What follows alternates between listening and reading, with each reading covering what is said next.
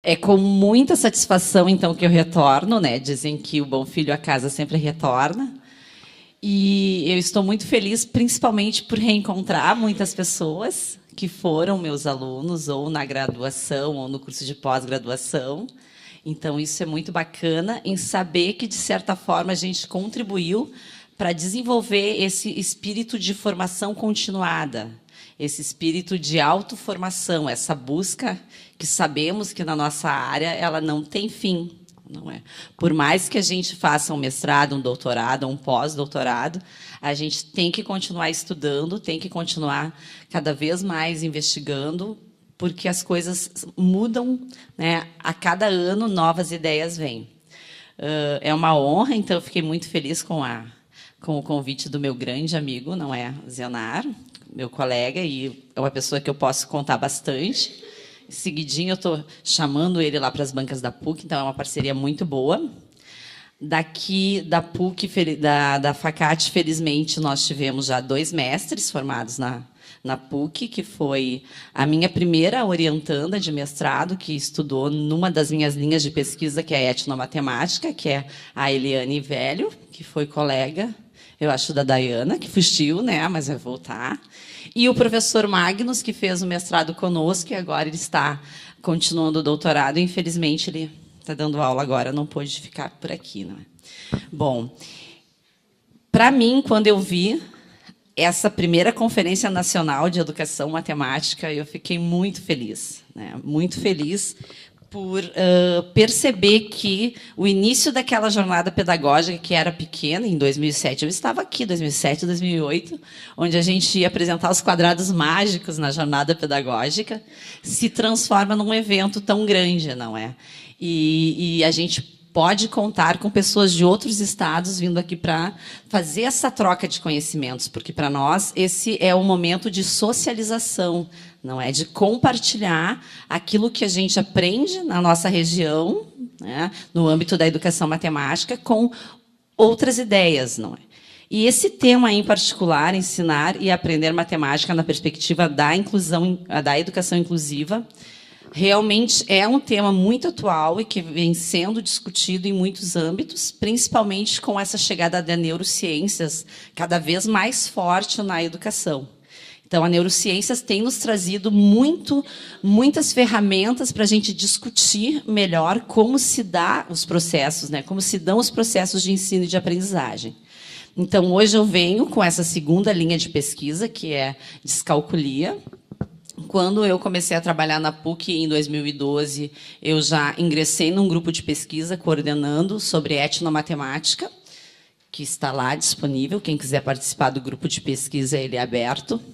E, logo em seguida, em 2013, se organizou um projeto, o projeto chamado Acerta, em parceria com o Instituto do Cérebro da PUC, que iria fazer uma investigação sobre a questão da dislexia e a questão da descalculia. E aí, então, me convidaram na Faculdade de Matemática para eu fazer essa representação e os estudos sobre a descalculia em particular. E aí, então, começou, não é? Então, nós estamos desenvolvendo algumas pesquisas, já temos 3 dissertações defendidas. A primeira foi da Letícia Pimentel, a segunda da Lanúzia Ávila, que amanhã vai ministrar uma oficina sobre intervenções, que foi o resultado da pesquisa dela de mestrado, e também a Ana Tielli, que investigou sobre a percepção dos professores acerca da descalculia. E esse grupo é um grupo que cada vez mais está ampliando. Nós estamos vendo que, realmente, a descalculia é muito menos estudada do que a dislexia, e ela afeta cerca de 6% dos nossos estudantes, de 3% a 6%. Então, a gente parar para pensar que numa escola com 100 alunos, 6 podem ser descálculos, e muitas vezes a gente não tem essa formação para dar conta, para suspeitar dessa descalculia, realmente é preocupante. E aí, então, eu espero que, nessa noite, a gente possa pensar um pouquinho sobre isso, porque eu acho que é a realidade de todos nós, chegarmos em sala de aula e vermos alunos assim, pensando na hora do desespero, o que fazer.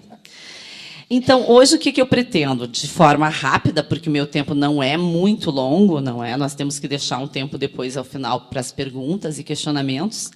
Então, eu pretendo, de forma rápida, conversar um pouco sobre a diversidade de modos de matematizar. Então, cada um tem uma forma diferente de matematizar e nem sempre o professor leva isso em conta. A questão da diferença entre dificuldade e transtorno. Muitas pessoas mencionam dificuldade e transtorno sem saber a diferença entre os termos. As variáveis, então, que desencadeiam essas dificuldades de aprendizagem. Algumas contribuições da neurociências e aprendizagem, principalmente a questão do funcionamento do cérebro, como o nosso cérebro funciona, e a calculia e descalculia, que são os transtornos de aprendizagem na área de matemática que afetam os nossos estudantes. Bom, então é muito comum nós vermos os nossos alunos, muitas vezes, desesperados, porque não sabem o que fazer. Chegamos ao ponto de termos aluno que não consegue de jeito nenhum aprender matemática, assume isso e deu, não conseguimos mudar a ideia dele. De certa forma, isso tem uma constituição histórica, porque a matemática ela é o único modo de pensamento que é indubitável, que é indiscutível. Ela teve origem principalmente na civilização grega, egípcia e babilônia, e ela permanece contestada até os dias de hoje, constituindo a matemática acadêmica que a gente ensina, não é? A partir da matemática acadêmica, nós temos a nossa matemática escolar, e ninguém questiona os resultados da matemática. Em qualquer lugar do mundo que nós formos, os resultados serão os mesmos. Então, a fórmula que a gente utiliza para resolver a equação quadrática vai ser a mesma, o resultado da multiplicação de 2 vezes 3 vai ser o mesmo, a raiz quadrada de 49 é a mesma. Isso, de certa forma, historicamente, constitui a matemática como sendo o único pensamento universal. Nós não temos nada universal, uma música, uma língua, uma culinária, mas a matemática, sim. Não temos nem religião universal. Efeito disso, ela se tornou a disciplina central em nossas escolas. Então, portanto, nós temos que ter cuidado com isso, a gente tem que ter um olhar diferenciado, porque ela acaba sendo ao lado da língua portuguesa, embora a língua portuguesa não seja universal, ela se tornou a disciplina, uma das disciplinas mais importantes. Então, nós temos muita responsabilidade enquanto professores de matemática. Não só na escola, né? Na verdade, a matemática é vista como um filtro selecionador. Nas escolas até nem tanto, mas eu ainda ouço professores falar que reprovou em matemática, reprovou em todas as disciplinas. Reprovou em geografia, cuidado, vamos achar mais outra para conseguir juntar. Não dá para reprovar só em geografia, mas só em matemática, sim. Lógico que mudaram alguns conceitos da aprovação, então tem algumas escolas que não reprovam até o 3º ano, ou que reprovam só quando é mais do que 2 ou 3 disciplinas, ou que não reprovam, ou reprovam só 5%. Bom, nós temos de tudo. Mas o filtro também selecionador no mercado de trabalho é muito forte. E na entrada da educação superior com o Enem e com o vestibular. Então, nós temos a função de prepará-los para isso, não é para o mercado de trabalho. Então, nós temos a função de ensinar a matemática para esses estudantes. E isso não temos como fugir, não é? É uma missão nossa. Obviamente, nem todos farão, mas eles têm que ter condições de fazer. Bom, mas ela é, por outro lado, eu, particularmente, sou apaixonada, sempre fui, eu acredito que eu estou muito feliz, porque todos aqui são apaixonados pela matemática, né? Só que a nossa realidade dos nossos estudantes não é a mesma. A primeira turma de matemática que eu tive foi uma turma da EJA, e tinha 72 alunos. E aí eu perguntei quantos gostam de matemática. 7. Nossa. Né? Foi, assim, para mim, um balde de água fria, mas um grande desafio.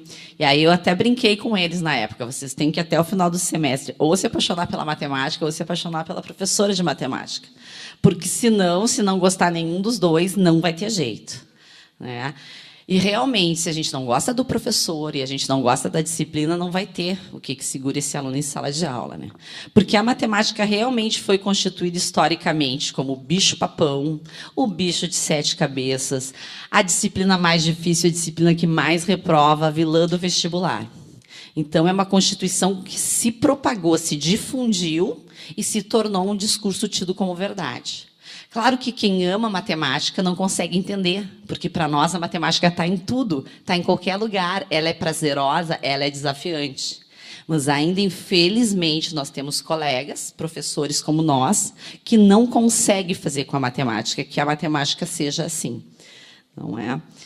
Bom, então, o nosso aluno, alguns deles querem fugir da sala de aula, ainda se questionam para que serve a matemática, por que ele tem que aprender isso, para que ele vai utilizar determinado conteúdo, e, infelizmente, alguns colegas professores não estão nem aí para isso.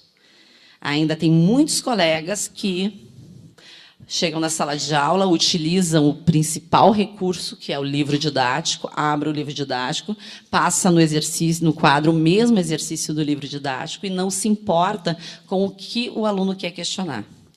Isso, espero que não seja a realidade de todas as escolas, mas, infelizmente, eu tenho visto muito isso. Nas escolas estaduais, escolas que a gente acaba sendo parceiro por conta do PIBID, então nós vemos o quanto os bolsistas, às vezes, sofrem em algumas escolas, porque determinados professores não querem que eles entrem na sala de aula para não desmobilizar aquela aula tradicional, que ele está muito acomodado com aquela posição de transmissor. Não é? Inclusive, tem professores que não aceitam estagiários, não é? Passei por isso lá na PUC, só aceita estagiário se for para dar aquela aula tradicional que ele vinha dando. Então, para alguns professores, o estagiário é uma ameaça, porque ele vem cheio de coisas novas e alguns professores não estão abertos a isso. O professor, algumas vezes, é o ouvido, só ele fala, só ele transmite, e o aluno tem que ouvir, decorar e treinar. É bem a ideia da educação bancária de Paulo Freire, né? Que o professor vê o aluno como uma caixinha e vai depositando as informações. Ou, então, a educação fordista, que vê o aluno como um automóvel que entra naquela barra de rolagem e, a cada mês, a cada semana, vai colocando uma peça. E a mesma peça em todos os alunos, de tal maneira que, no final do ano, todos saiam iguais. E, se sair com defeito, diferente dos outros, volta e começa tudo de novo. Então, essa é um modelo pedagógico que ainda está em vigência. Felizmente, não é o hegemônico, mas ainda está em vigência nas nossas escolas. Eu espero que não seja o caso que ninguém esteja se reconhecendo aqui. Né? Talvez estejam lembrando de algum professor, né? Tal professor, que, tomara, tenha sido o nosso contra-exemplo para a nossa prática pedagógica. Bom, ainda tem aquele professor que acredita que o aluno não sabe nada, ele não tem conhecimento nenhum, ele é com uma tábula rasa, e aí eu só vou depositar, sem levar em conta aquele conhecimento que ele já traz, como uma bagagem cultural ou os conhecimentos prévios que ele já tem. Aí eu fico me perguntando sempre, diante disso, será que é uma dificuldade de aprendizagem ou é uma dificuldade de ensinagem? Não é? Então, esse tipo de professor ele não pode pensar, meu aluno tem dificuldade de aprendizagem. Mas por que ele tem dificuldade de aprendizagem? A matemática não tem nenhuma graça dessa forma. Né? E a questão de não valorizar aquilo que o aluno já sabe, o modo de matematizar do aluno, é uma questão extremamente importante, porque o tema do nosso encontro é a inclusão. E essa inclusão lembra a diversidade. O quanto é difícil incluir formas diferentes de pensar. não é? Estratégias diferentes que a gente tem que aceitar. Esse estudo, né, começou na década de 1970, pensando fora do Brasil, pensando principalmente nos grupos culturais, reconhecendo que existe uma matemática diferente da matemática escolar, da matemática formal, que é a matemática informal. E, mais tarde, recebeu o nome de etnomatemática por D'Ambrosio. Um dos livros que eu gosto muito, eu acho que todo professor de matemática, se não leu, vai ler, é Na Vida 10 e na Escola 0. Ele é de 1988, ele é já bem antiguinho, mas ele traz resultados de pesquisas fabulosos.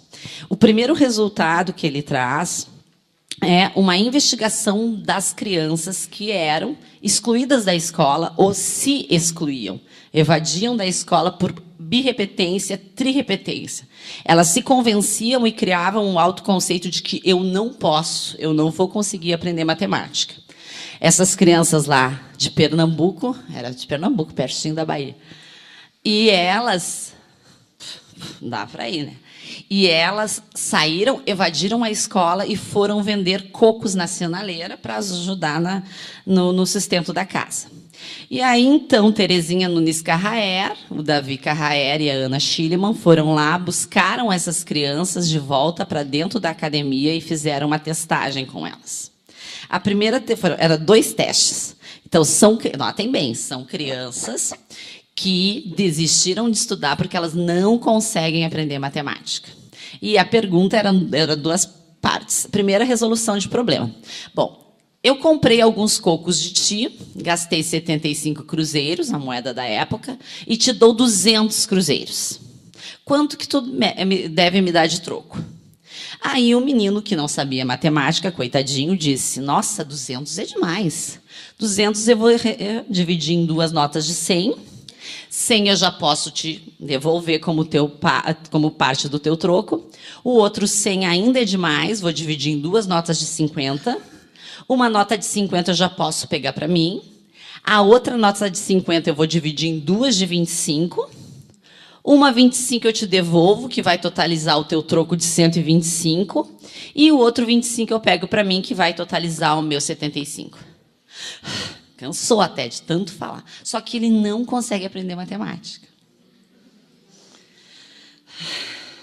Aí ele vai para o segundo teste. O segundo teste é lindo. É lindo porque traz uma frase, assim, um enunciado, as professoras e os professores adoram, que é: arme e efetue a operação. A gente não tem frase mais bonita do que essa, né? Meu Deus do céu. Só que a continha já estava armada, então era só efetuar a operação. A mesma operação. 200 menos 75. E ele respondeu assim. Eu não sei o que ele deve ter pensado. Realmente, os jogos de linguagem que o professor usa na busca de facilitar acaba, às vezes, complicando. Porque ele deve ter ouvido uma fala comum. Tu nunca diminui do menor. A gente sempre tem que escolher o maior para diminuir. E aí, então, ele fez 0 menos 5 não dá, 5 menos 0, 5. 0 menos 7 não dá, 7 menos 0, 7, e 2 menos nada dá 2. Aí eu pergunto, nós temos 40 alunos em sala de aula e um aluno desses faz essas 2 coisas aqui. Não, sinceramente, o que vai acontecer? Vai ser reprovado. Provavelmente, ele vai ser reprovado. A menos que a gente já acredite que o que a gente está fazendo na escola é ensinando matemática por meio da resolução de problemas e que o aluno tem que ser capaz de ter pensamento flexível e criar estratégias de resolução. Porque quando ele entrar numa empresa para trabalhar, nenhum problema vai ser problema padrão. Antigamente, lá no formalismo clássico e no tecnicismo, se trabalhava com a matemática pela matemática e modelos sempre de problema padrão. Hoje em dia, não. Então, essa diversidade que a gente vai encontrar de modos diferentes de matematizar, a gente tem que valorizar. Eu sei que realmente a escola como está, o professor ia dizer, mas o objetivo desse problema era saber se ele sabia aplicar a subtração. Olha, não parece ter subtração, mas eu acho que ele foi subtraindo e vendo que aquele 200 estava se reduzindo à metade, que estava diminuindo e que estava diminuindo, e ele fez 2 adições com certeza. Outro exemplo que é chocante é no livro da Regina Maria Pavanello, uma pesquisa sobre a estrutura multiplicativa. O pesquisador chega na escola e pede: eu quero o pior 4º ano. Sempre tem o pior de todos os anos, porque o professor coloca rótulo.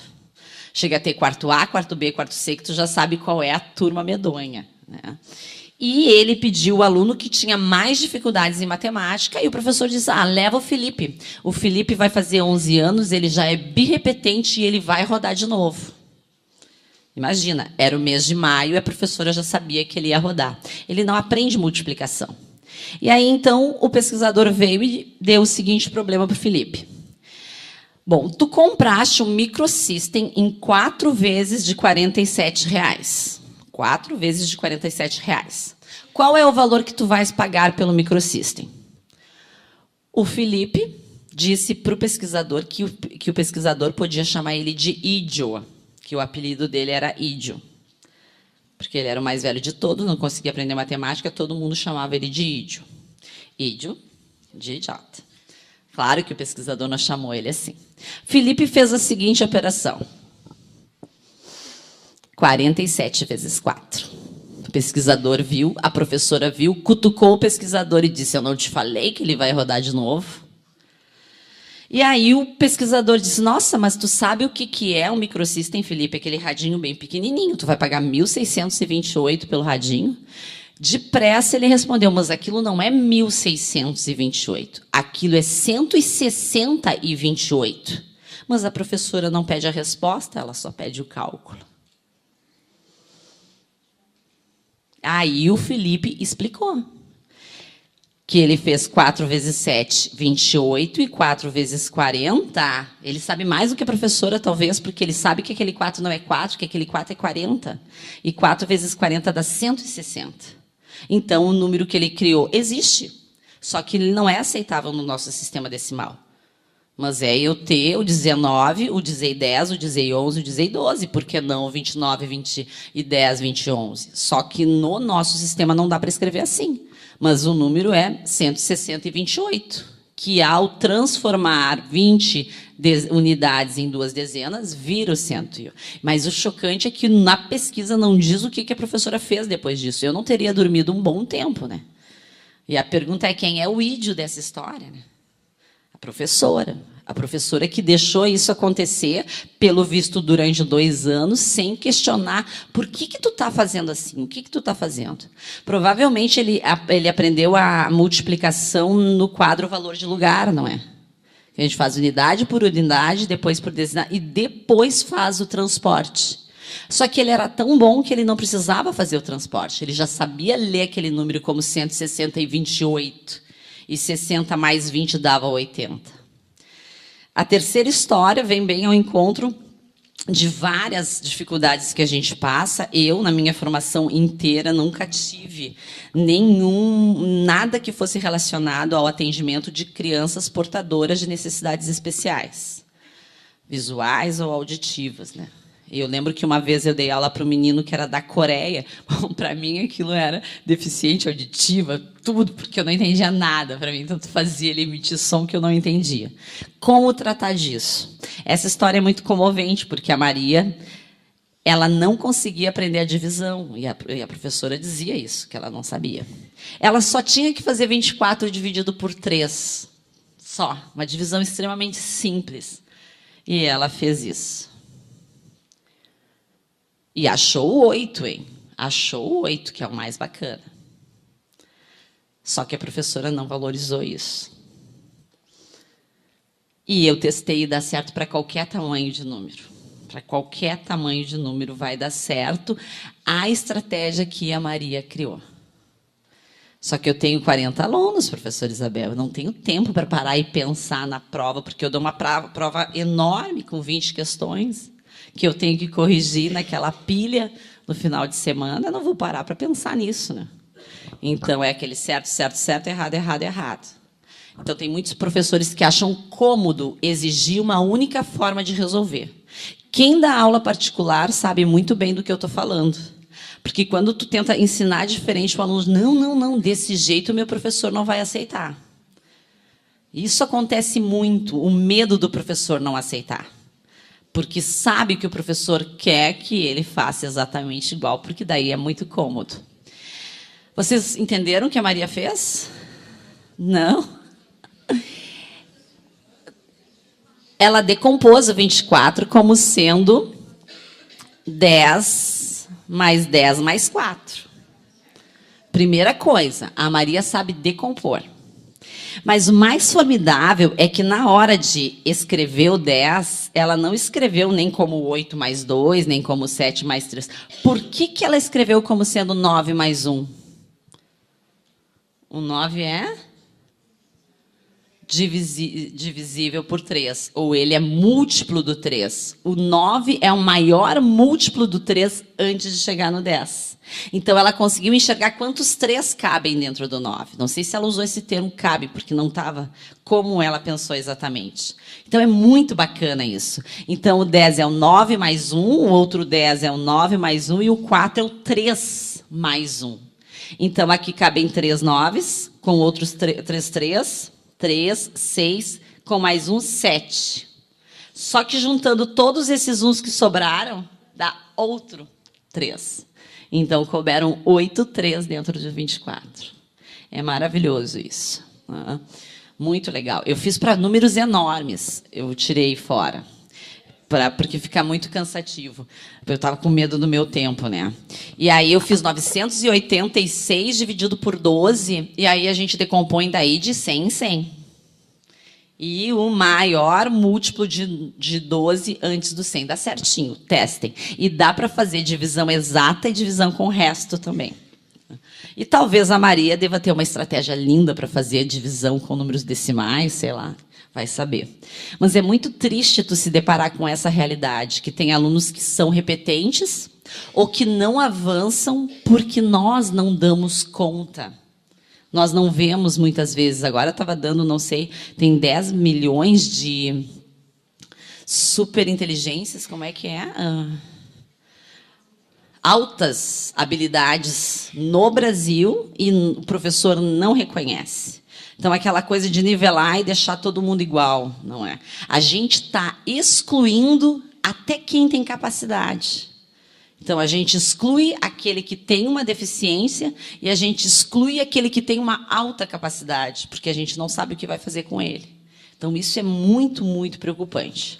Bom, então vamos ver isso. O que são, né, as dificuldades e os transtornos de aprendizagem? Então, qual é o termo? Dificuldades ou transtornos? Nós fizemos um mapeamento, eu e a Letícia Pimentel, em 2013, para ver, né, o que estava escrito nessas dissertações e nessas teses? Bom, era uma miscelânea de termos. Talvez porque o termo em inglês seja, muitas vezes, disorder. E quando tu vai traduzir a palavra disorder, aparece desordem, transtorno, distúrbio e ainda alguns textos como dificuldade.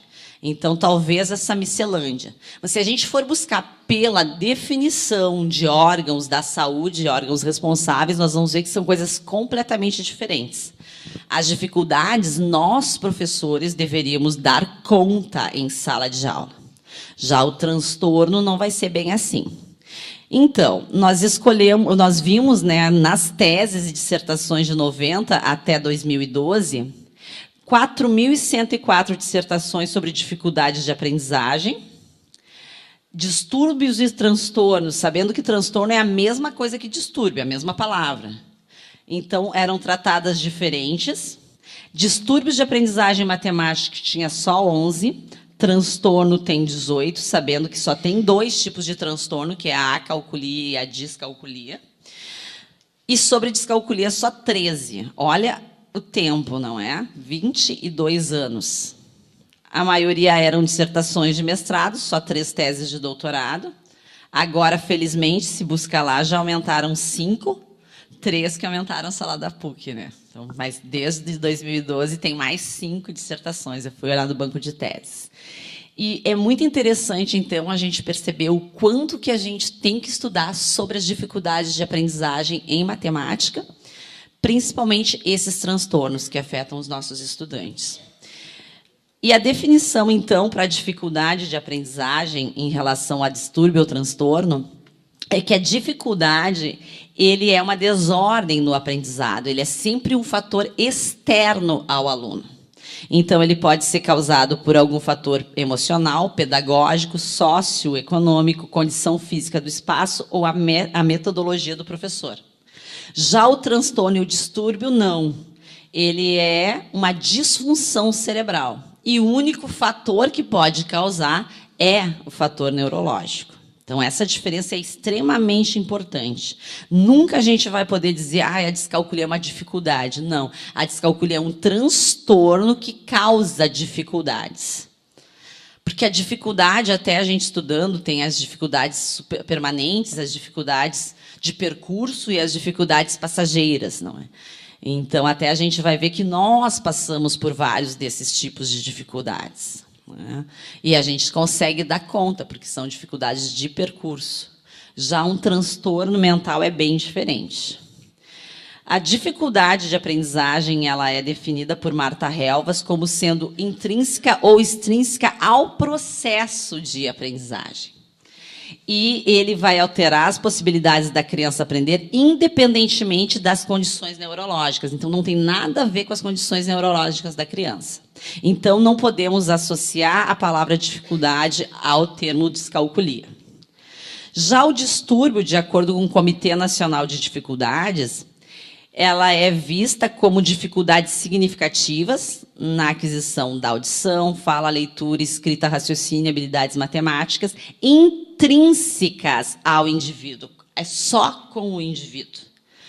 E é uma disfunção do sistema nervoso. Então, distúrbio seria um termo adequado para se referir à descalculia.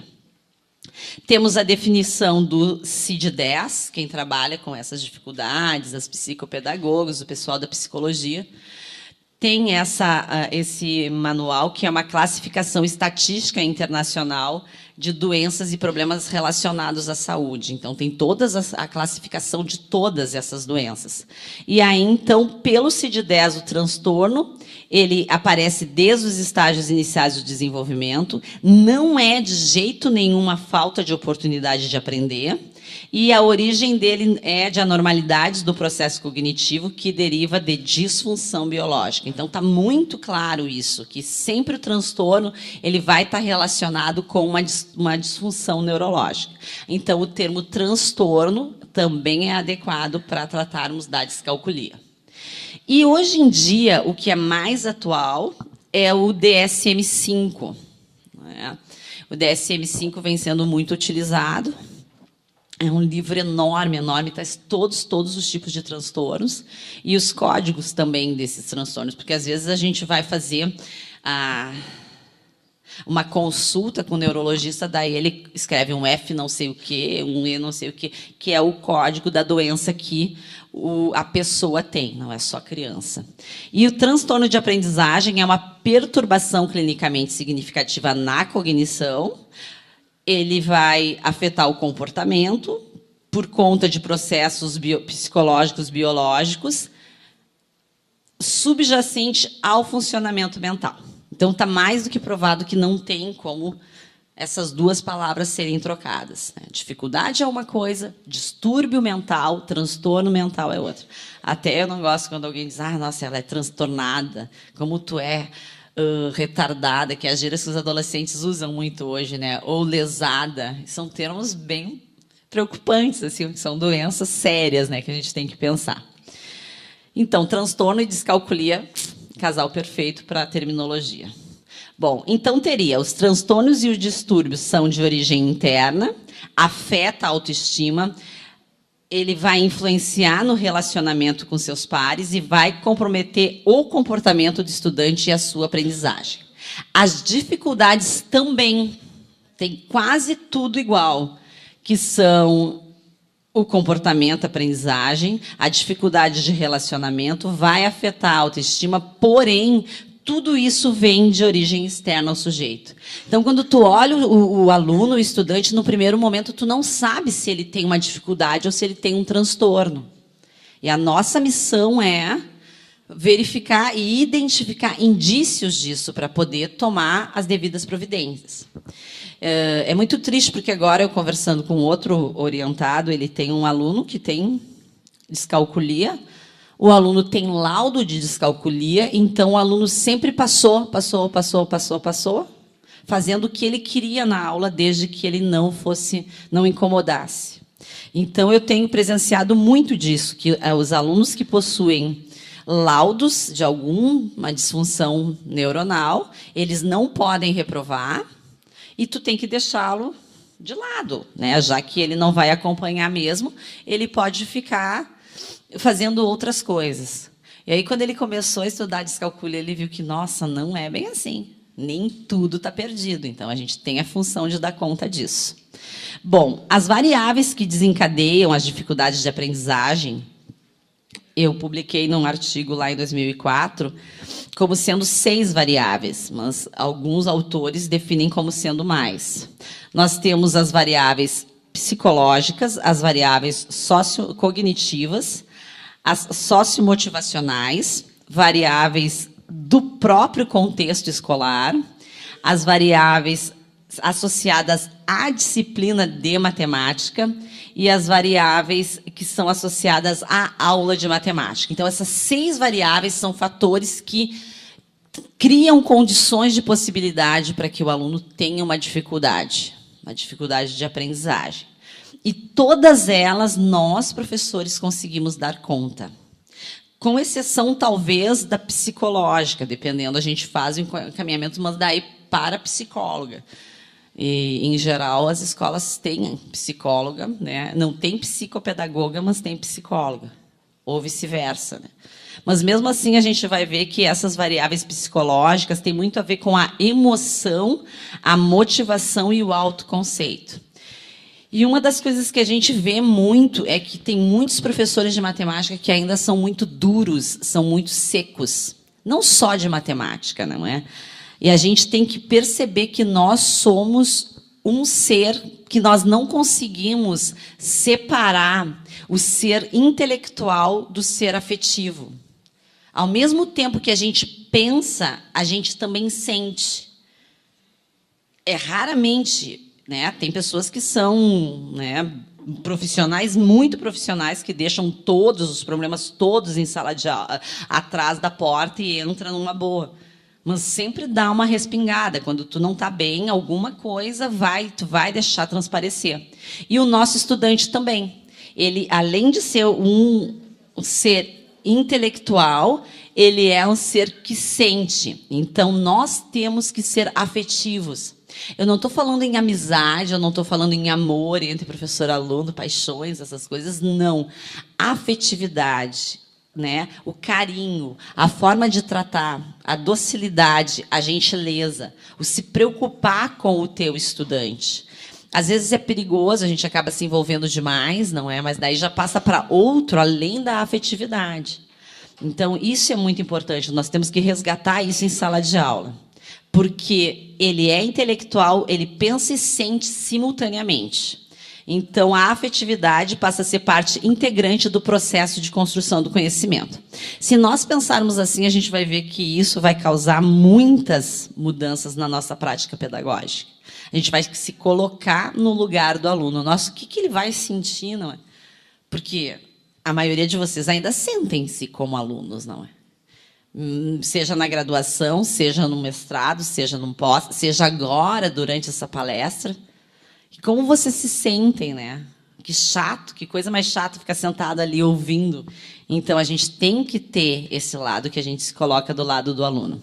O fracasso escolar leva à desistência e a um autoconceito sobre si próprio. Então, isso é muito perigoso, quando a gente percebe que o aluno ele já tem um julgamento sobre ele mesmo. Ah, eu não vou conseguir.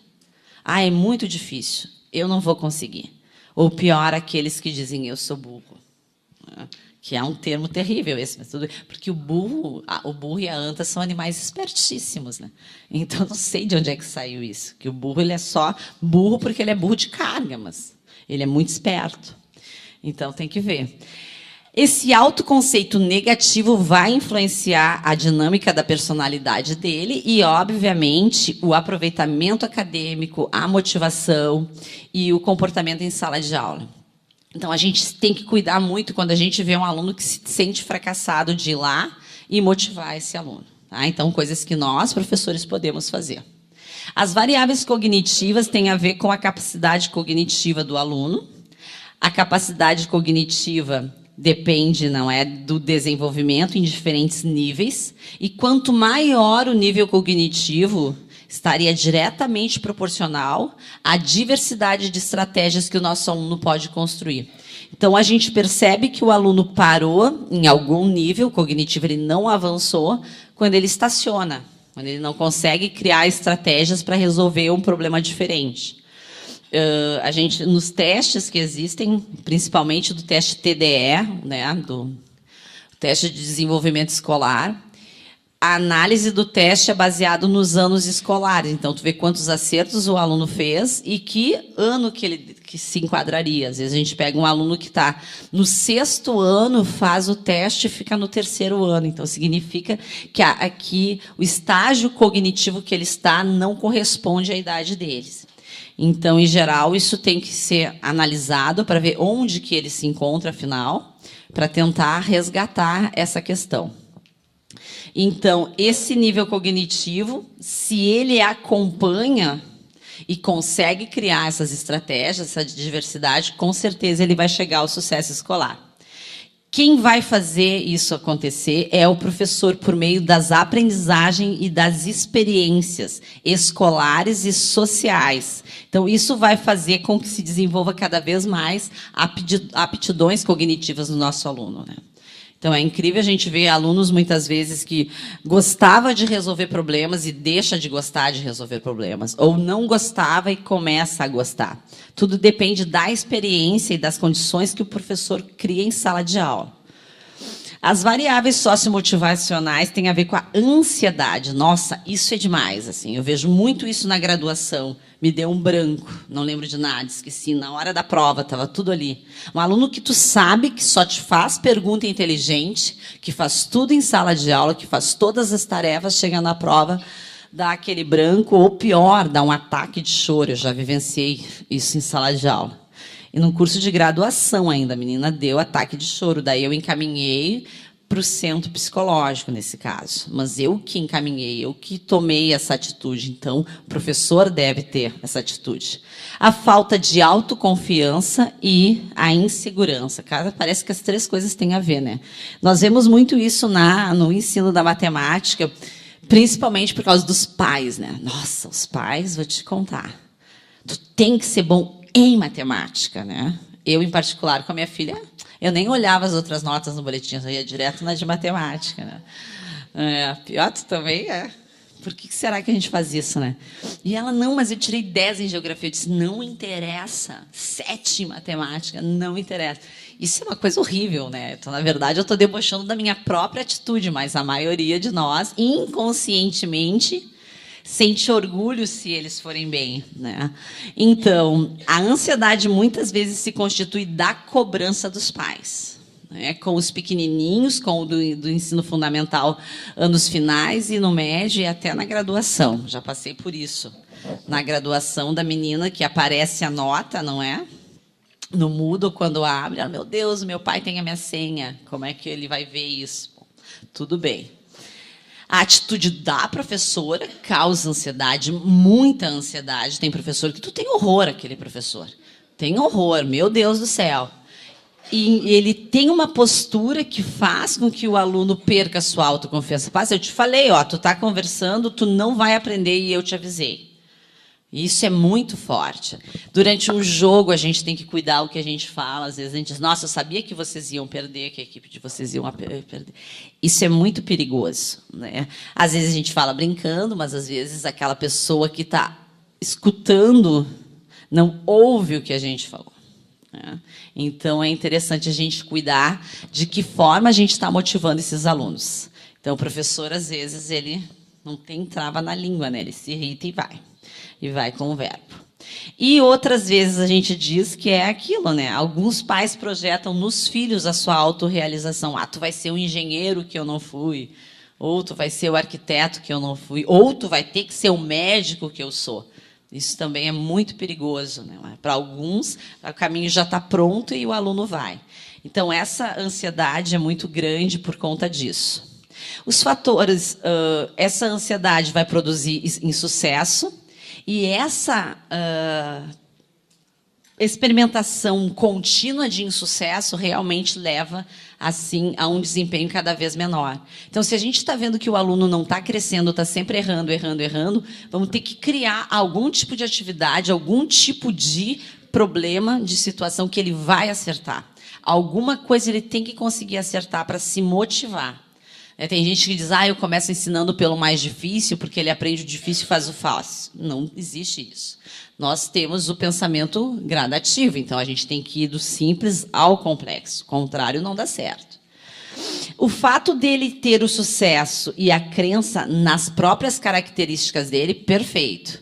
Ele vai fazer com que ele tenha um controle interno e tenha melhores resultados. Mas aquele aluno que, infelizmente, acredita na sorte, tadinho, ele sempre vai mal, daqui a pouco ele foi bem. Dei sorte. Pior coisa que tem. Esse fracasso vai continuar, esse autoconceito vai continuar. Ou a gente pergunta, nossa, mas como é que tu foi tão bem, colou de quem? Acabou com a criatura, né? Então, isso a gente tem que cuidar. Cada vez mais vai ter um nível reduzido de realização. Né? Quando a gente faz os grupos para executar os jogos, né? A gente vê, às vezes, que tem um aluno que fica de fora porque ninguém quer ele no grupo, porque ele não sabe, ele não vai conseguir jogar. A gente tem que trazê-lo para o grupo que tem a maior possibilidade de vencer, para ele se motivar. Né? Então, nós temos que arranjar um jeito de motivar, de qualquer jeito, esse aluno. As variáveis centradas no contexto escolar, essas são perigosas, né? Porque já é do contexto escolar. Nós já temos uma organização curricular que não vai dar certo, nós já temos um modo de sentar.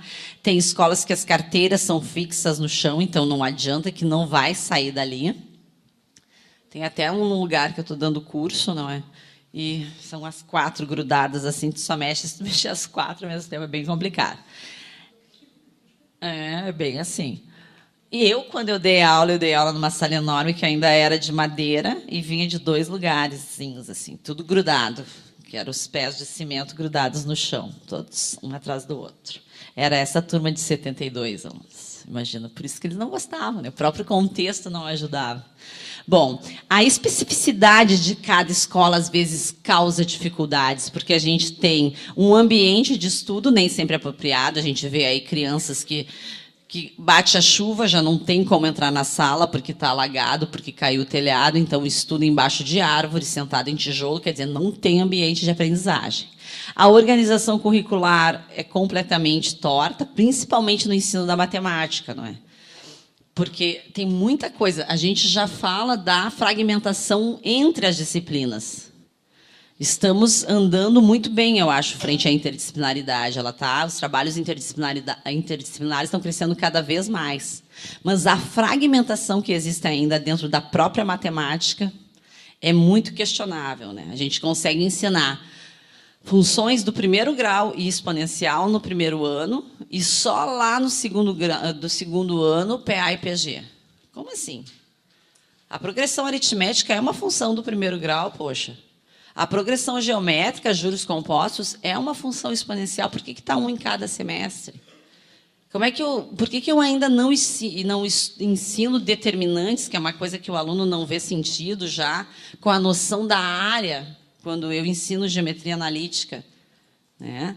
Então, tem coisas bem desconectadas na própria organização curricular, no conteúdo programático da matemática. O recurso disponíveis das escolas nem sempre existe recurso, não tem base 10, não tem geoplano, não tem computador. Se tem computador, não dá para entrar no laboratório sem ter alguém da informática. Quer dizer, acontece de tudo nas nossas escolas. Tem um monte de tablet que as escolas estaduais receberam, mas não, é só Linux. Não, em Linux não dá para para colocar rodar nada num computador em Linux, né? Todos os professores estão acostumados com Windows. Então a gente ouve desculpa de todos os tipos. E a avaliação ainda é aquela coisa engessada, onde eu quero cada um igual ao outro no final da barra de rolagem. Quinta variável, a própria disciplina matemática. Os professores têm crenças acerca que a disciplina matemática é uma ciência pronta e acabada, ahistórica, não é?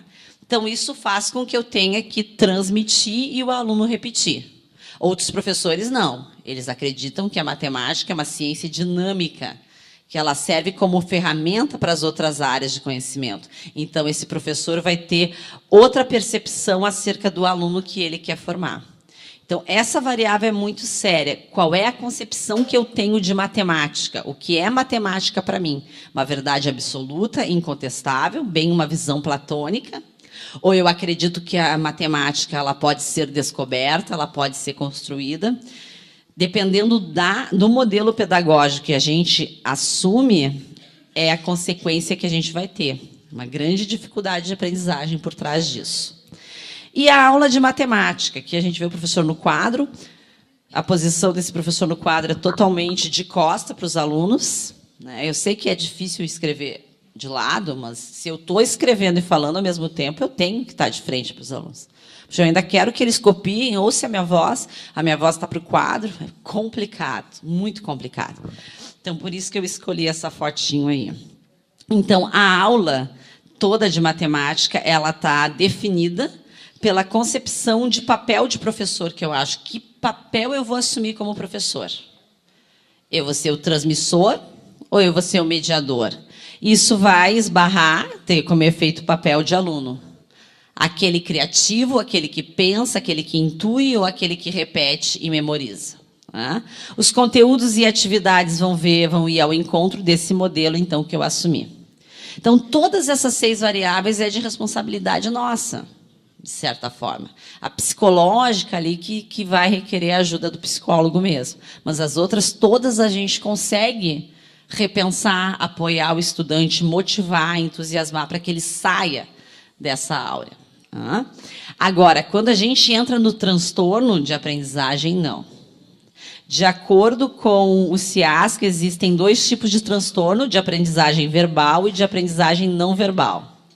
Os verbais, então, têm a ver com a linguagem oral, escrita, velocidade de leitura, soletração, desempenho perceptivo e processamento visual, auditivo e motor. Aí estão todas as DIS que a gente conhece, discalculia, dislexia, disgrafia. E eles são mediados pelo hemisfério cerebral esquerdo. Já os transtornos de aprendizagem não verbais, eles vão ter a ver com os distúrbios de percepção tátil, a coordenação psicomotora, a organização espacial, que é importante para a matemática, a formação de conceitos, importante para a matemática, cálculo matemático, a prosódia, que é a questão da entonação da palavra, de reconhecer a acentuação, e a adaptação social. Tá? Esses distúrbios eles são mediados pelo hemisfério direito. Aí a gente vê que não existe aquela crença, não é, que o direito é só para humanidades e o esquerdo só para as exatas. Não é bem assim. Então, nós temos nas não verbais a dislexia, que afeta de 5% a 15% dos nossos estudantes. A disgrafia, que afeta cerca de 3% a 10%. E a discalculia, que afeta de 3% a 6%. Contudo, todavia, nós estamos vendo lá, né, nas nossas pesquisas das intervenções, que existe uma comorbidade muito grande entre os alunos, as crianças que têm dislexia, com um determinado tipo de descalculia, que é a descalculia léxica, e a gráfica também, né? Então, aparece muito, a verbal também, aparece uma... A gente acredita que não é só, é porque a gente vai ver depois que tem gente que vê a descalculia apenas como problema com resolução de operações, e não é assim, tem 6 subtipos. Então, a acalculia e a descalculia. O nosso cérebro ele é composto de 6 6 camadas anteriores a ele para chegar no nosso cérebro, porque nós vamos ver que a diferença da acalculia e da descalculia é que a acalculia é uma lesão causada no nosso cérebro, principalmente por um trauma, principalmente um acidente, alguma coisa desse tipo. Um AVC pode causar uma lesão, uma perfuração, né? Principalmente quando tu perfura o cérebro. E a descalculia não. A descalculia ela é maturacional, então tu já nasce com isso e o teu cérebro aparentemente está intacto. Então, só para entender que a acalculia, qualquer um de nós agora, quando sair daqui, Deus nos livre e guarde, a gente pode cair, se machucar, sei lá, ter um acidente e se tornar acálculo. Só que isso é bem difícil porque a gente tem 6 camadas, né? Nós temos o nosso couro cabeludo, depois nós temos o periósteo, depois a gente vem com o osso, aí vem as nossas 3 meninges, que é a dura mater, a aracnoide e a pia mater. São as meninges. Aí sim nós chegamos ao cérebro. Tem umas figuras mais chocantes lá, de, eu acho, o pessoal fazendo autópsia, eu tinha escolhido outro, diz, ai não, coitados, essa hora ninguém merece ver. Mas se mostra o corte, não é? E realmente, até tu ter uma lesão séria, porque às vezes a gente fica apavorado, nossa, a criança caiu e já está lesionado. Não, calma. Realmente tem que ter uma lesão no cérebro, tem que ter uma fratura ou alguma coisa desse tipo. Bom, então o nosso hemisfério esquerdo, ele é responsável pela linguagem, raciocínio lógico, diferentes tipos de memória, cálculo, pensamento analítico, resolução de problemas e o controle da mão direita. Ou seja, nossa, completamente matemático. A matemática só depende do hemisfério esquerdo. Não é verdade, porque o direito ele é responsável pelas habilidades manuais não verbais, consciência artística, a criatividade e a intuição, que é um grande geômetra sem ter intuição. Não existe. A menos que tu decorou, aplicou, decorou, aplicou, decorou, aplicou. Mas tu precisa ter intuição para fazer uma modelagem matemática, para fazer uma estimativa, né? A imaginação, o reconhecimento do 3D, então não teria como visualizar a geometria espacial se não fosse devido às habilidades do hemisfério direito. A síntese, a capacidade de síntese é do direito e o controle da mão esquerda. Porém, eles não agem separadamente, isso que é interessante, né? Eles não são independentes, eles se comunicam, tá? Eles têm uma interconexão, e essa interconexão é feita pelo corpo caloso ali, que fica no meio dos 2 hemisférios, e ele é responsável para juntar os 2, não é? Então, o corpo caloso ele é responsável pelo transporte das mensagens que tem no hemisfério esquerdo lá para o direito, então, por meio dos nossos neurônios, essas sinapses vão sendo feitas e eles se comunicam. Tanto que tem prova que as pessoas têm determinados acidentes e acabam lesionando todo o hemisfério direito, e mesmo assim eles conseguem fazer ter habilidades que só estariam no hemisfério direito. Porque a gente vai ver que nós temos a questão da plasticidade, não é? Que é a nossa capacidade de adaptação, a regeneração do cérebro. Então, todos nós temos até um determinado momento, dependendo talvez uma doença que a gente possa vir a desenvolver, a plasticidade vai diminuindo. Bom, então nós temos o hemisfério esquerdo responsável pelos cálculos e o direito pelas estimativas. Então não dá para viver sem os 2 juntos, de jeito nenhum. O cérebro ele é constituído por 4 lóbulos, isso eu acho formidável, a gente saber qual habilidade matemática em que está cada um dos lóbulos. Por quê? Porque essa lesão ou essa maturação, em geral, afeta um dos lóbulos, ou parte de um e parte do outro. Então, nós temos que resgatar, potencializar as habilidades que estão intactas. Mesmo que seja a acalculia, que nunca mais ele vai reaver aquela habilidade perdida. Eu tenho que substituir aquela habilidade por outra. Então, e além dos lóbulos frontal, parietal, occipital e temporal, nós temos 2 sulcos, que é o lateral e o central, e o giro angular, a zona de Broca, a área de Broca, responsável pela formação da linguagem, das palavras, e a área de Wernicke. Nada funciona sozinho, tudo funciona junto, tudo se comunica. Tem essa frase até do Helvas: o cérebro não funciona como regiões isoladas. Então, se eu perder uma região, as outras têm que se unir e se desenvolver e conseguir dar conta daquilo. Só que eles têm que ter motivação, eles têm que ter desafios, e quem faz isso é o professor. Não é? Então, nós temos que ter essa visão. A área de Broca é onde contém o circuito necessário para a formação de palavras. O Paul Broca mostrou isso, né, por meio de pesquisas. Aí, então, o Carl Wernicke disse que não poderia ser só naquela área. Essa área ficava no lóbulo frontal. Tinha outra área também que ia processar os sons. Então, sem o processamento do som, não teria a formação de palavra. E é só com o processamento do som que daria-se a compreensão dessa palavra, a compreensão da linguagem. E essa área estaria entre o temporal e o giro angular. Então, essas duas áreas são extremamente importantes na matemática. A gente não tem a compreensão da linguagem, não tem como haver a aprendizagem muitas vezes, né?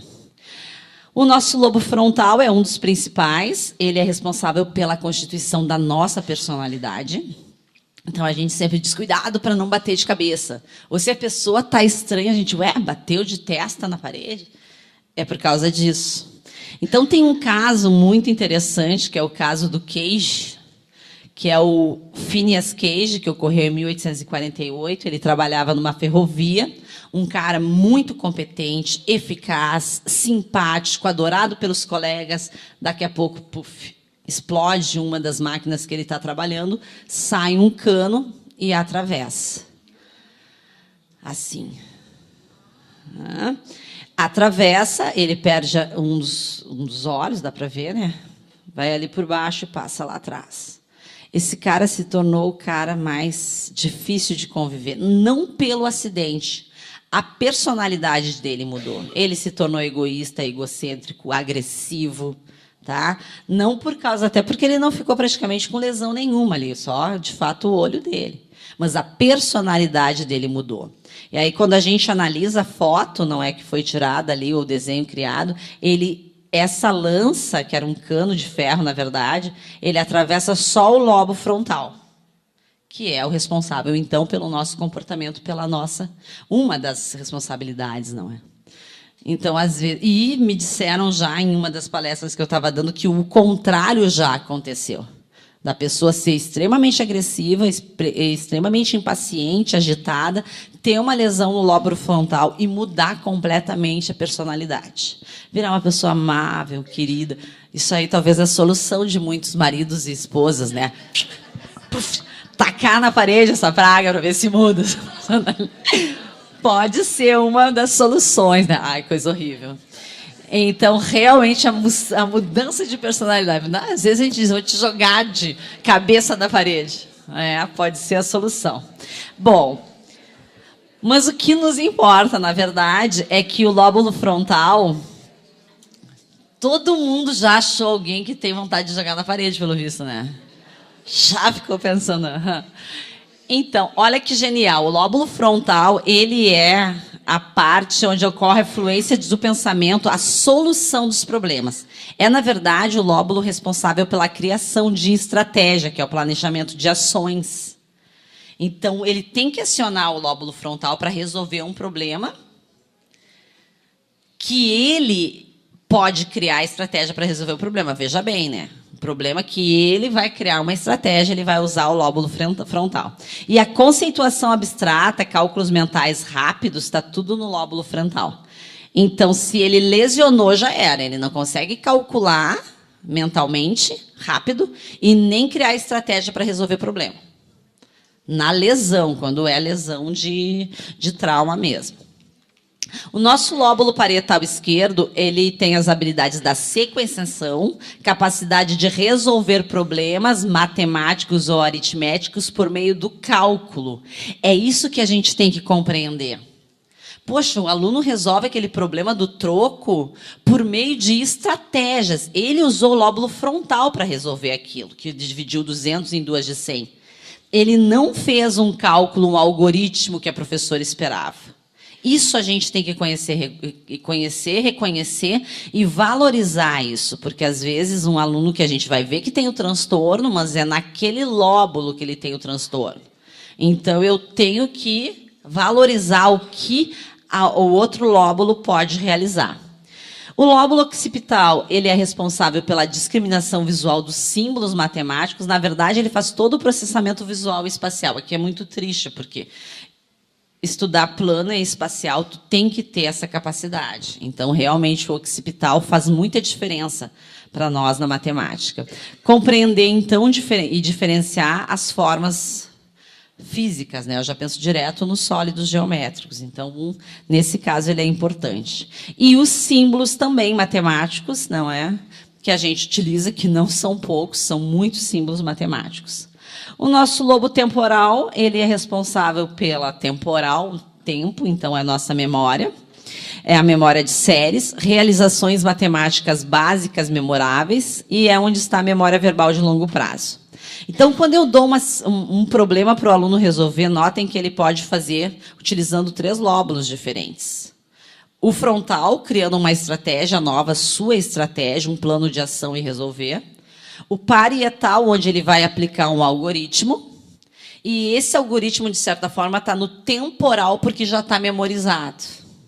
E o lóbulo temporal para buscar, ele é parecido com qual? Porque tem aluno que a gente acha, nossa, como ele está raciocinando. Ele não está raciocinando, ele está tentando lembrar de algum que era parecido com aquele. Então, por isso que muitas vezes, e já tem histórico, que tem alunos que eles terminam o ensino médio, entram na graduação e são descálculos. Porque a descalculia que ele tem não afetou o lóbulo que o professor privilegia. O professor tradicional que só quer decoreba, decoreba, memória, memória, memória, se ele tiver o lóbulo temporal ali, ele vai conseguir dar conta de muita coisa. Então, é muito importante a gente pensar nisso.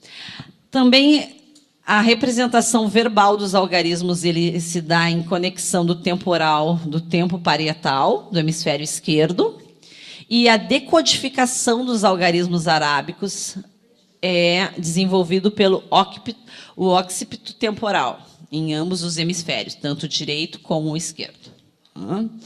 Uma das coisas que nos conforta, então, é saber que nós temos o poder, né, de regeneração do nosso cérebro, que seria, então, a plasticidade.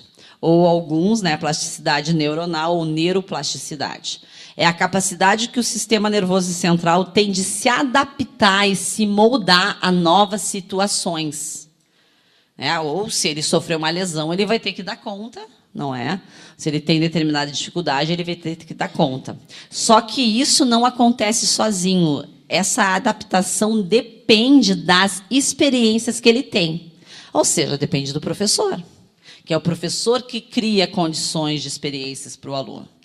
Então, a aprendizagem é essa mudança de comportamento, é essa adaptação. Então, é proporcionada pela plasticidade nesses processos neurais cognitivos. É um processo evolutivo e constante. Né? Então, o cérebro ele é capaz de se regenerar e de se adaptar. Quando uma área sofre um dano, a outra área pode ir lá e assumir o papel dele. Mas por uma densa rede de neurônios. Então, como os neurônios funcionam? Essas conexões que são infinitas, não é? Então, os neurônios são responsáveis pela recepção, interpretação, produção e condução dos impulsos nervosos de um sistema biológico para outro, de um hemisfério para outro, de um lóbulo para outro. O formato do neurônio é muito bonitinho, ele tem o seu núcleo, o seu corpo. O axônio, que é revestido por uma camada de gordura, por onde passa e se propaga toda a informação que ele recebe, até chegar lá nos seus próprios dêntrios, não é? Onde vai ocorrer a sinapse, que a gente chama. Então, lá no final de cada neurônio, o que aparece no início parece estar lá no fim, não é? Mas o que está lá no fim é o que a gente chama de ponto de sinapse. E é esse ponto de sinapse que vai se ligar ao dendrito do outro neurônio para passar a informação. Isso é muito fascinante, assim, a gente conseguir entender. Tem uma fenda sináptica no final, então, de cada neurônio, e é ali que ocorre esse sinal, né, que vai estabelecer a comunicação de um neurônio com o outro. Nós temos muitos neurônios.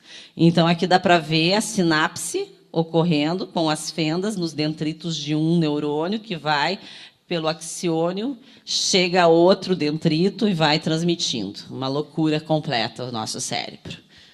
E aí é que está, né? Quem é que tem mais neurônios? São os homens ou são as mulheres? Lenda, lenda. O problema é que nós conseguimos fazer várias coisas ao mesmo tempo, né? Nós, mulheres. Também é lenda. O homem que assumiu isso é preguiçoso, né? Ele usa de justificativa isso. É muito bacana, porque nós temos aproximadamente 100 bilhões de neurônios, 85, 90, cada bibliografia traz um número. 100 bilhões. E entre 1.000 e 10.000 ramificações dendríticas em cada um dos neurônios. Isso significa que a gente consegue fazer um quinqualhão de sinapses, troca de informação, é tudo muito rápido. Porque a gente faz tudo muito rápido e não se dá conta, né? Porque a gente está olhando, vendo a cor, vendo se está calor, está sentindo, está lembrando, está vendo a imagem, ouvindo o som, né? Vendo o barulho de uma chave ou alguém ali mexendo o cabelo, isso te chama atenção, ela foi escrever e o tempo está passando. É milhares e milhares de informações que chegam ao mesmo tempo, né? E isso é muito fascinante, a gente saber disso. E essas sinapses vão ocorrer por meio da experiência. Como é que eu desenvolvo tudo isso? Que loucura! Por desafios, por experimentação, por motivação e por exploração do ambiente. Jamais uma aula tradicional vai ativar tantas sinapses assim. Nós temos que ter um material, ele vai ver, ele vai tocar, várias coisas vão ocorrer ao mesmo tempo. Isso é muito fascinante. Bom, é possível afirmar que já foi meu tempo, né? Até que horas? Até meia-noite? Que horror. Não, vamos apressar que já está no final. Então, uma das coisas que a gente defende é que a quantificação ela se dá desde os primeiros anos de vida. Já no primeiro ano de vida, a quantificação ocorre. E ela é base para todos os outros. E se vê duas bases principalmente, dois fatores principalmente que servem como base para a representação numérica. Então, os professores dos anos iniciais têm que se ligar, que é o processamento numérico, que é a capacidade de dominar o sistema de numeração. Então, realmente entender valor posicional, valor absoluto, olhar para o número 1523 e entender que ele tem 1523 unidades, 152 dezenas, 15 centenas e 1 milhar. Ele pode ser visto de todas essas formas. Em geral, o aluno reconhece 1 milhar, 5 centenas, 2 dezenas e 3 unidades. Não. Ele realmente tem que conseguir escrever o 1523 como uma potência, né? Como vezes 1, vezes 10, vezes 100 ou vezes 1000. Tanto de forma verbal como de forma escrita, porque, às vezes, ele lê o número, mas ele não escreve. Então, a criança sabe o que é o 28, mas, na hora de escrever, ele escreve 208, porque o 20 é 220 para ele. O cálculo é o segundo fator da representação numérica e ele depende de todas as propriedades desenvolvidas no processamento numérico. Aquela coisa de pedir emprestado é a pior coisa que tem, né? Primeiro que a gente entende por que a gente vive num país corrupto, porque desde o início os professores já ensinam a roubar, porque tu pede emprestado e não devolve nunca mais, nunca vi disso, né? E, na verdade, é a subtração com retorno, e ainda a gente usa pede emprestado e pede emprestado 1. Bom, conforme a Academia de Letras, de Ciências, aliás, as dificuldades de linguagem são associadas ao processamento matemático e à lógica. As habilidades primárias seriam, então, aquelas que os alunos desenvolvem espontaneamente, que é o senso numérico, a linguagem oral, a contagem, o conceito da operação. Então, o aluno vai conseguir fazer adições, dividir os seus objetos com os seus amigos, mesmo sem a ajuda do professor. Essas são as nossas habilidades primárias. Já as secundárias são todas aquelas que dependem do professor, que seria a leitura, o sistema arábico, o processamento simbólico. Não gosto desse nome, mas é o que se utiliza nessa literatura. Adição, multiplicação, representação numérica e algoritmos. Então, essa divisão de habilidades primárias e secundárias é só para a gente se dar conta do que é a função do professor, não é? E as primárias, a gente reconhecer que são fundamentais para que se chegue a essa formação secundária, o senso numérico principalmente. O senso numérico é a capacidade da gente estimar uma quantidade, uma grandeza, sem a necessidade de contar. Tá? É uma acuidade, na verdade, a capacidade de percepção.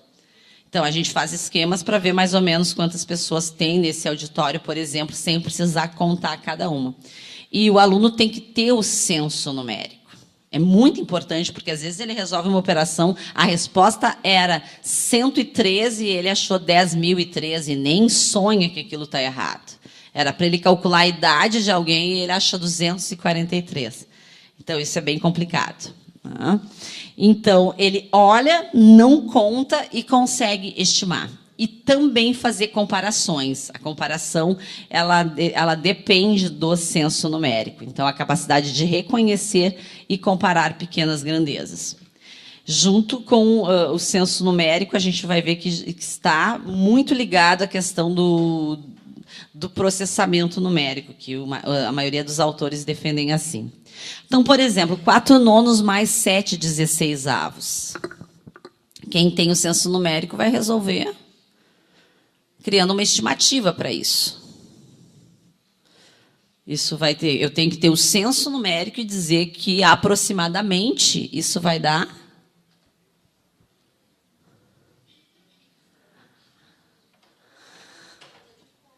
Tá de folga hoje, boa. 4/9 é quase quanto? Quase a metade, porque se fosse 4,5 sobre 9 dava metade. E 7/16. A metade, quase a metade, quase 1. Isso é o senso numérico. Isso ajuda no senso numérico. A resolução dessa questão, por exemplo, 9.999 mais 2.356. Eu posso armar a conta e fazer toda essa loucura, ou eu tenho um senso numérico. 9.999 é muito próximo de 10.000. Falta um só para 10.000. Então, eu posso aumentar um aqui e diminuir um lá. E faço mentalmente. 10.200, 10.355, porque eu tirei uma unidade. Tem gente que chama isso de rede de relações. Tá? A acalculia, então, para a gente diferenciar e ir finalizando, não é? A palavra define... O A vem do grego, diz que não, ou seja, não tem condições dele recuperar aquela falta daquela habilidade. E calcular, e vem de calcular. Então, a acalculia afeta a capacidade de determinadas funções básicas matemáticas e vem causada por um tumor, ataque ou trauma. Por exemplo, um AVC. Complicado. Tá?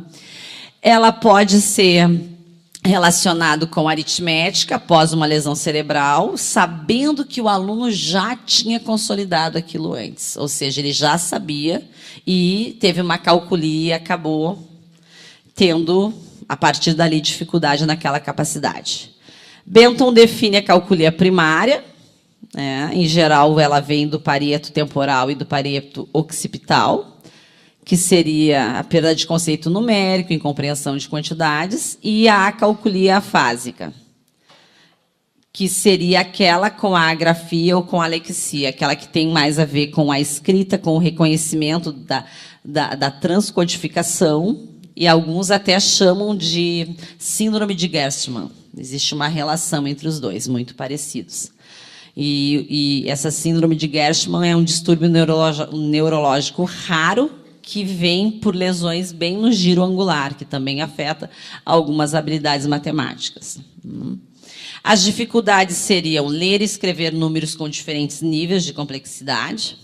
Isso é bem estranho, porque a gente viu nas testagens, na pesquisa da Lanuse, se viu bem isso, que ele escreve muito bem até 99, um número com 2 algarismos, e quando ele tem que escrever um número com 3 algarismos, ele cria numerais que não existem, ou ele omite numerais, né? Principalmente quando é o 0. Então, 90 ele escreve muito bem, mas 190 ele já vai omitir. Então, quer dizer que tem coisas que não têm explicação do que acontece. Contar de trás para frente, então, escreva, né, na ordem decrescente. Pega a sequência. Então, eu tenho 30, 28, 26, 24, isso ele não consegue. Quantas semanas existem em um ano, resolver problemas do contexto, comparar números, sinais matemáticos, nem pensar, alinhar números em colunas e transcrever os números escritos em forma numérica. Só que isso é muito parecido com a descalculia também. Na verdade, a gente tem que ver a origem, não é da lesão. A descalculia tem a origem no DIS, que significa desvio. Então, se ele se desviou, vamos lá e vamos resgatar esse aluno, trazer de volta. Então, isso é muito interessante que a gente consiga dar conta disso. Então, nós utilizamos no nosso grupo de pesquisa a definição de Koski, que é uma definição antiga, já em 1972 ele tinha uma das obras, e aqui a gente usou a de 74, que é uma disfunção estrutural, né, que tem a sua origem numa deficiência genética ou congênita, que é direto um efeito de maturação das habilidades, sem uma disfunção simultânea. Ele não pode ter nenhuma outra disfunção simultânea à descalculia, senão o que prevalece é aquela disfunção que ele tem. Ele define também como sendo uma quantidade de erros voltados à compreensão dos números, a habilidade de contagem, habilidades do processamento numérico e de solução de problemas verbais. Uma das coisas que é extremamente importante é que só tem descalculia aquela criança ou adolescente que tem uma capacidade intelectual normal em todas as outras. Ele vai bem em todas as outras disciplinas, português, geografia, história. A dificuldade dele é em matemática. Se tu olha para aquele aluno, ele está indo mal em tudo, então ele tem problema de cognição, um déficit cognitivo. E não é a descalculia, isso é muito importante. Então, são crianças que realmente têm uma inteligência normal e têm adequada oportunidade de escolarização. Eu já troquei de colégio, então não é problema da metodologia do professor. É aquela criança que teria o professor bem ideal, na escola ideal, com o material ideal. Não pode ter o risco de ter uma dificuldade por trás disso. Tanto a calculia como a descalculia vão afetar todas as outras áreas, né, de conhecimento. Lembrando que a calculia é uma lesão cerebral e a descalculia é uma má formação neurológica. Os tipos de descalculia, isso é extremamente importante, porque todas as intervenções que a gente vai fazer com as crianças vai ao encontro do tipo de descalculia que ela tem. O Koski é o único que defende isso, não é? E nós usamos muito essa literatura. Inclusive, nós organizamos um curso de extensão de 20 horas, que a gente está fazendo nos municípios onde há interesse. Nós já estamos com a 4ª edição, onde a gente trabalha com todos os testes que existem, já os testes padrão, com as intervenções que são possíveis. Já falei para o Zenara, não é? Vamos trazer para Taquara isso. É um curso de extensão de 20 horas e a gente consegue trabalhar especificamente intervenções psicopedagógicas para cada um desse tipo de descalculia. Espero que nenhum de vocês ache, né, a essa altura do tempo, né, que vocês têm algum desses tipos, mas é possível. A primeira é a descalculia verbal. A dificuldade em designar verbalmente termos, relações matemáticas, nomear quantidades e numerais, símbolos operacionais. Quem é um professor tradicional que não deixa o aluno falar muito, se expor, às vezes ele nem percebe. Passa adiante.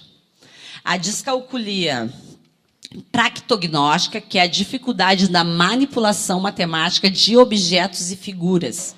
Isso a gente vê muito, principalmente com os blocos lógicos, que tem 48 peças, como tem alguns que se perdem, eles não conseguem manusear. Eles não conseguem planificar um sólido geométrico, por exemplo. Então, essa dificuldade. Incluindo a enumeração e a comparação e estimação de quantidades também. Dá um monte de objetos para ele tentar estimar a quantidade e ele não consegue. A descalculia léxica, isso faz essa comorbidade com a dislexia, né? Deficiência na leitura dos símbolos matemáticos, qualquer que seja dígito, número, sinais, operações matemáticas escritas. A descalculia gráfica também tem comorbidade com a dislexia. Manipular símbolos matemáticos na escrita, não é? Aí até coloquei a analogia com a descalculia léxica. Uma das que mais me preocupa de todas, que para mim é a mais importante, que é a descalculia ideognóstica, que é a deficiência de entender as ideias e as relações matemáticas e fazer cálculos mentais. Então, o aluno lê o problema, ele resolve uma folha cheia de cálculos. Aí tu dá o problema e ele não sabe o que vai fazer. É de mais ou é de menos, é de multiplicar ou de dividir. Ou encontre uma função, ele olha, ele não sabe se aquilo é quadrático, se aquilo é linear. Então, isso me preocupa muito. Nosso aluno, ele consegue repetir, mas ele não consegue raciocinar e aplicar conceitos. E aqui a mais divulgada seria a operacional, que tem a ver com a resolução de operações matemáticas e tem uma ligação forte com o uso dos dedos. Então, é muito importante que a gente saiba todos esses tipos para poder ter uma suspeita. Aquele meu aluno está indo bem em tudo, não vai bem em matemática, ele não consegue exatamente isso. Só que não é assim tão fácil. Essa parte eu vou passar um pouquinho. Para a gente detectar quando um aluno está descálculo. Tem 6 etapas. A primeira etapa é suspeitar, porque ele está tendo reprovações, já vem um tempo que ele tem dificuldade em cima de dificuldade. Então, ele persiste em uma série para outra. Isso eu percebo pelos meus testes em sala de aula, a minha avaliação, as minhas provas. Então, ele repetiu de ano e ele não consegue melhorar. O que eu faço? Chamo os responsáveis, chamo os pais, ou eu ou a psicóloga da escola, se tiver. E a gente chama isso de anamnese. Eu faço uma entrevista, ou entrevista melhor, porque tu conversa com os pais, não é?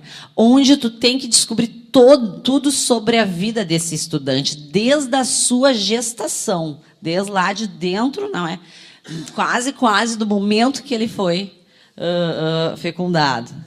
E aí saber se ele teve alguma lesão, se ele teve algum problema, se ele tinha dificuldade de aprendizagem desde pequenininho, como é que é o relacionamento, se os pais usavam drogas ou não, se toma algum medicamento, se tem outro transtorno. O problema é que, muitas vezes, os pais omitem muitas coisas. Aí é o problema. Bom, daí detectou que ele não tem nada, nenhum outro transtorno, então ele continua com indício de descalculia.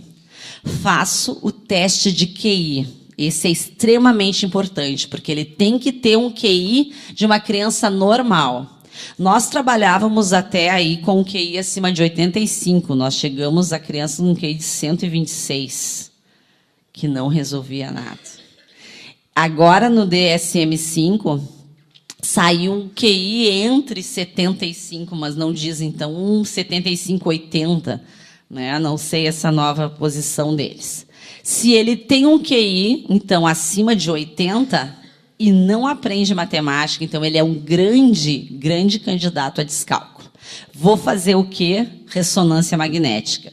A ressonância magnética normal, a nossa ressonância magnética, ela vai excluir a acalculia, porque até então os dois são parecidos. Então, ela vai excluir a lesão no cérebro. Existe a ressonância magnética funcional, mas que aqui no Brasil a gente não vê muito isso. A gente tem no Instituto do Cérebro para o censo numérico, que é quando a criança entra, a pessoa entra dentro da máquina lá de ressonância e aparece o cálculo para ela resolver ou fazer o censo numérico. Ela não pode falar, obviamente, nem se mexer, então ela aciona o sim ou não com a mão e ativa lá o lóbulo que está sendo, a região do cérebro que está sendo acionada. Essa é o master, é a coisa mais perfeita que se tem nesse nível, mas não está tão disponível assim. Então, a gente acaba, muitas vezes, deixando a funcional de lado e só acreditando no fato que ele não tem outro transtorno.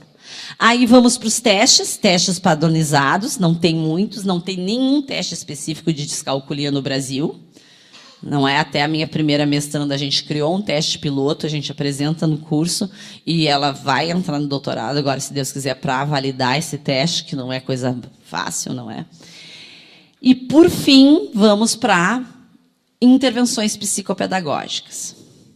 No DSM-5 diz que tem 3 níveis de descalculia, que é a leve, que é a moderada e que é a grave. Se ele tem só a leve, que são pequenos, são alguns daqueles tipos, ele precisa de intervenções que podem ser feitas, inclusive, em sala de aula pelo professor. Por isso que eu acho muito importante o professor conhecer os jogos, o professor conhecer as intervenções. Se ele tem uma descalculia moderada, ele já precisa do turno oposto para fazer isso, e individualizado. E se ele tem grave, gravíssima, daí é o tempo inteiro ele vai precisar do atendimento individual. Ele nunca vai aprender nada em grupo, ou ele precisa do psicopedagogo grudado nele o tempo todo.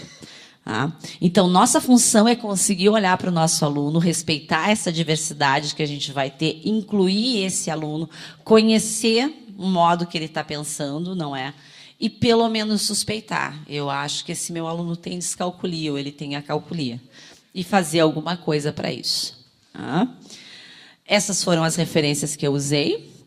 O meu e-mail, para quem quiser fazer parte do grupo de estudo ou quiser saber um pouco mais sobre o curso de extensão.